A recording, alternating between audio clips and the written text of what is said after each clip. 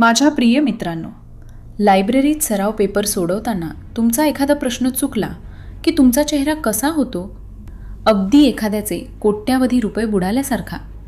एखादा गोल चुकीचा रंगवला गेला की आपण असा विचार करतो, जणू काही आपल्या त्या एका चुकीमुळे आता देशाची अर्थव्यवस्थाच कोसळणार आहे.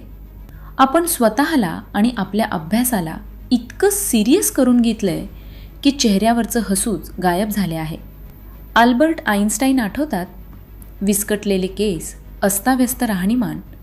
ते कधीच परफेक्ट दिसण्याच्या भानगडीत पडले नाही.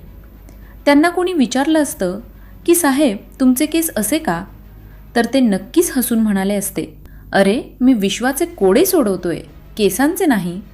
आपण मात्र रूममेट काय म्हणेल किंवा सराव परीक्षेत मार्क कमी आले तर इज्जत जाईल या भीतीने नवीन प्रश्न सोडवायलाच घाबरतो.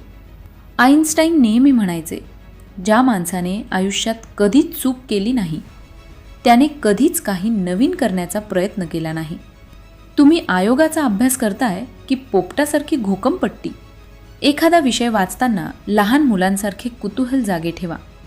हे असेच का? हा प्रश्न पडू द्या. भीतीपोटी केलेला अभ्यास फक्त ताण देतो, पण कुतूहलाने केलेला अभ्यास थेट डोक्यात जातो. लायब्ररीत केलेल्या चुका या तुमच्या शिक्षेच्या पावत्या नाहीत, तर त्या यशाच्या पायऱ्या आहेत. तिथे चुका करा, बिनधास्त करा, जेणेकरून मुख्य परीक्षेच्या दिवशी तुम्हाला अचूक उत्तर सापडेल. चुका करायला घाबरणारा माणूस स्वतःची रणनीती कधीच सुधारू शकत नाही. आज सराव पेपर सोडवताना चुका झाल्या तर कपाळावर हात मारून घेऊ नका. स्वतःवरच मनसोक्त हसा आणि म्हणा, बरं झालं इथेच चुकलं, आयोगाच्या पेपरमध्ये नाही. आणि मग अगदी लहान मुलासारख्या कुतूहलाने त्यामागचे अचूक उत्तर शोधून काढा. तुमचाच मेंटॉर.